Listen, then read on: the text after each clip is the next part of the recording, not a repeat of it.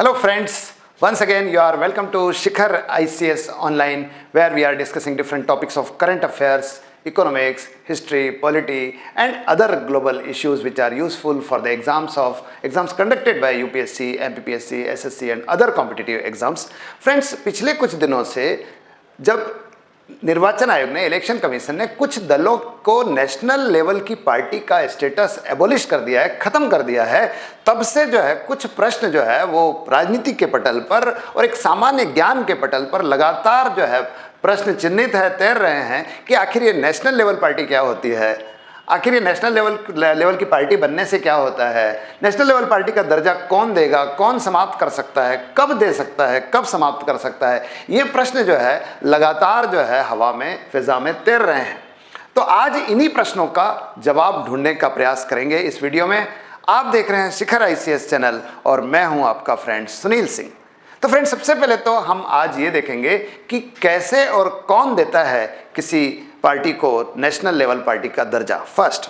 दूसरी चीज फिर ये देखेंगे कि नेशनल लेवल की पार्टी बनने पर उस किसी पार्टी को क्या विशेषता मिल जाती है, क्या विशेष लाभ मिलते हैं, क्या उसको जो है प्रिविलेजेस मिलते हैं। और फिर ये देखेंगे कि भारत में नेशनल लेवल पार्टीज की वर्तमान में क्या स्थिति है। तो शुरुआत करते हैं कि कैसे मिलती है। देखिए, कौन देता है नेशनल लेवल की पार्टी का दर्जा, तो बड़ी स्पष्ट सी बात है कि ये देता है भारत का निर्वाचन आयोग, जिसको हम केंद्रीय निर्वाचन आयोग बोलते हैं। पहले इसको भारतीय निर्वाचन आयोग बोलते थे, आजकल केंद्रीय निर्वाचन आयोग इसलिए बोलते हैं क्योंकि आजकल प्रांतों में भी, राज्यों में भी निर्वाचन आयोग होते हैं। वो राज्य निर्वाचन आयोग है और ये सेंट्रल इलेक्शन कमीशन है, CEC है। तो केंद्रीय निर्वाचन आयोग ही देगा किसी दल को, राजनीतिक दल को, किसी पॉलिटिकल पार्टी को नेशनल लेवल की पार्टी का दर्जा। किसको मिलेगा? तो एक पॉलिटिकल पार्टी को मिलेगा। A party which is registered in central election commission as a political party, केवल उसको मिलेगा। कब मिलेगा, इसको जरा ध्यान से देखने वाली बात है कि कब ऐसा मिलेगा। तो तीन कंडीशन है, पहली, दूसरी, तीसरी, तीनों की बात करते हैं। इन तीन कंडीशन में से किसी भी एक कंडीशन को अगर निर्वाचन आयोग फुलफिल करता है, पॉलिटिकल पार्टी फुलफिल करती है, तो इलेक्शन कमीशन उसको नेशनल लेवल पार्टी का स्टेटस, दर्जा दे देता है। पहली कंडीशन, ध्यान से सुनिएगा, पहली कंडीशन तो यह है कि उस पार्टी ने पिछले लोकसभा या विधानसभा का जो चुनाव है, लोकसभा और स्टेट असेंबली का जो इलेक्शन है, उसमें कम से कम 4 राज्यों में 6% या इससे ज़्यादा मत प्राप्त किया। मतलब उसको कम से कम 4 राज्य ऐसे हो जहां कुल डाले गए मतों का 6% या उससे ज़्यादा मिला हो और साथ में कम से कम 4 लोकसभा सीट मिली हो। ठीक है, 4 लोकसभा की सीट और कम से कम 4 राज्यों में 6% मत मिले हो तो वो नेशनल लेवल पार्टी बना दी जाएगी, स्टेटस मिल जाएगा उसको। दूसरी चीज, अगर ये नहीं है तो दूसरी कंडीशन है। दूसरी कंडीशन ये है कि उसे पिछले लोकसभा चुनाव में कुल लोकसभा सीट की 2% सीटें मिली हो। अब लोकसभा की कुल सीटें हैं 543, तो इसका 2% होता है लगभग 11%। इसका मतलब पार्टी को पिछले लोकसभा चुनाव में कम से कम 11 सीटें मिले, लेकिन एक शर्त है, ये सीटें कम से कम 3 या 3 से ज़्यादा राज्यों से मिलनी चाहिए। 3 या 3 से ज़्यादा राज्यों से, मतलब ये कि अगर आपने 11 सीटें प्राप्त कर ली और वो किसी एक ही राज्य से है या 2 ही राज्य से है, तो you will not be eligible to get status of a national level party. ये तभी होगा जब आप 3 या 3 से अधिक राज्यों से 11 सीटें कम से कम प्राप्त करें लोकसभा की। तो दूसरी शर्त यह है। तीसरी शर्त यह है कि पार्टी अगर कम से कम 4 राज्यों में राज्य स्तर की पार्टी है, स्टेट लेवल पार्टी है, राज्य स्तर का राजनीतिक दल है, तो भी उसे राष्ट्रीय स्तर के दल के रूप में मान्यता मिल जाएगी, जैसे NPP को मिली हुई है, नेशनल पीपल्स पार्टी को मिली हुई है। ये 3 कंडीशन है। इनमें से कोई सी भी एक कंडीशन फुलफिल होगी तो जो है उस पॉलिटिकल पार्टी को राष्ट्रीय स्तर के दल के रूप में मान्यता मिल जाएगी फ्रेंड्स। लेकिन फिर प्रश्न यह है कि आपने ये कहा कि कम से कम 4 राज्यों में उसे प्रांतीय स्तर के दल के रूप में मान्यता मिलनी चाहिए। तो प्रश्न फिर यह उठता है कि प्रांत स्तर के दल बनने के लिए क्या योग्यता चाहिए, तो वो भी बता रहा हूं मैं आपको। देखिए, प्रांत स्तर के दल के रूप में किसी भी दल को किसी भी राज्य में प्रांतीय स्तर के दल के रूप में, स्टेट लेवल पार्टी के रूप में मान्यता तब मिलती है जब 2 में से एक कंडीशन फुलफिल हो रही हो। पहली कंडीशन तो यह है कि स्टेट में होने वाले लेजिस्लेटिव असेंबली के इलेक्शन में यानी विधानसभा के चुनाव में पार्टी को कम से कम 6% वोट मिले। 6% यानी 6% of the total votes casted, कुल डाले गए मतों का 6% मत मिल रहा हो और साथ में कम से कम 2 सीटें विधानसभा की मिल रही हो। तो इस दल को मिल जाएगा प्रांतीय स्तर के दल के रूप में मान्यता। ये कंडीशन फुलफिल नहीं हो रही है तो फिर दूसरी कंडीशन है, ये ना हो तो एक और कंडीशन है। वो कंडीशन ये है कि राज्य की कुल सीटों का 3% सीट या 3 सीट जो भी इनमें से ज़्यादा हो वो उस राजनीतिक दल को मिल जाए। मतलब ये कि मान लीजिए किसी राज्य में 3% जितनी सीटें हैं उसका 3% सीट मिल जाए।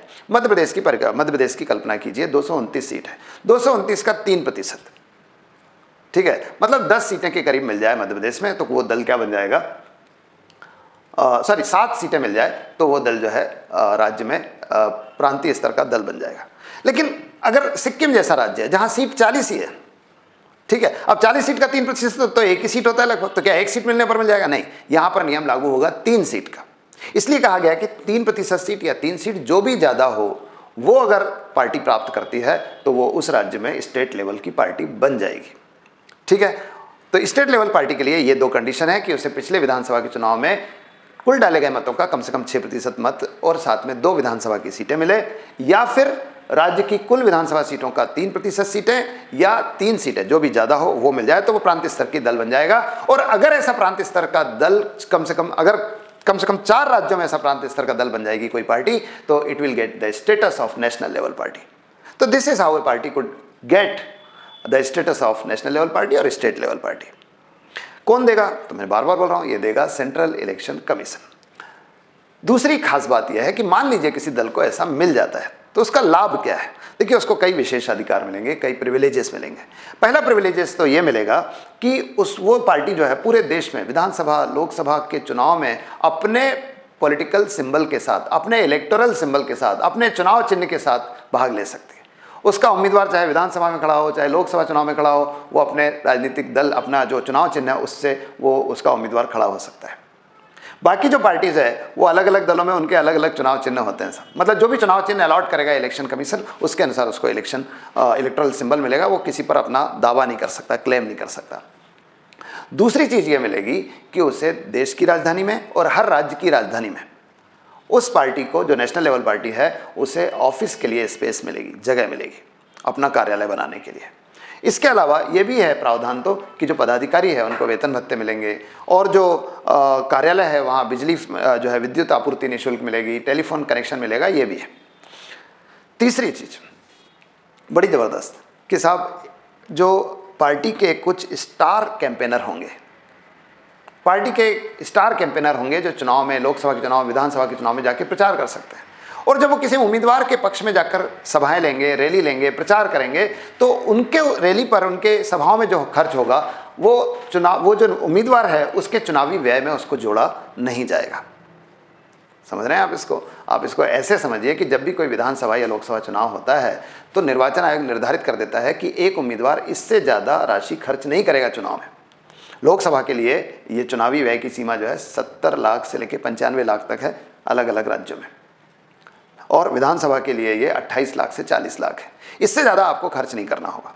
इससे ज़्यादा खर्च करोगे तो आपका चुनाव अवैध घोषित कर दिया जाएगा। इसलिए जो है उम्मीदवार कम खर्च करना चाहता है। इसलिए पार्टी का अगर उम्मीदवार है, नेशनल लेवल पार्टी का उम्मीदवार है, तो उसके लिए जब स्टार प्रचारक, मान लीजिए बीजेपी का प्रचार करने के लिए प्रधानमंत्री भी जा रहे हैं, गृह मंत्री अमित शाह भी जा रहे हैं, दूसरे लोग भी जा रहे हैं, तो उनका जो व्यय होगा that will not be added to the electoral expenditure of the candidate. तो ये भी एक लाभ जो है मिलेगा राजनीतिक दल को जो राष्ट्रीय स्तर का दल है।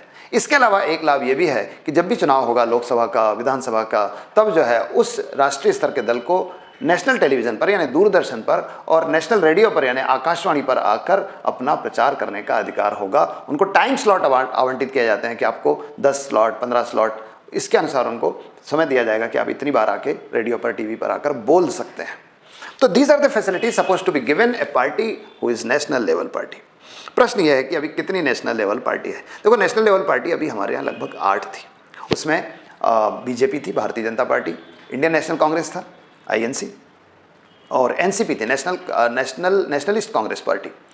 इसके अलावा BSP थी, बहुजन समाज पार्टी, CPI थी, communist party of India, CPIM था, कम्युनिस्ट पार्टी ऑफ इंडिया मार्क्सवादी, और इसके अलावा फिर एक नॉर्थ ईस्ट की एक पार्टी है NPP, नेशनल पीपल्स पार्टी, कभी PS संगमा के द्वारा स्थापित की गई थी, जो भारत के लोकसभा अध्यक्ष भी रहे।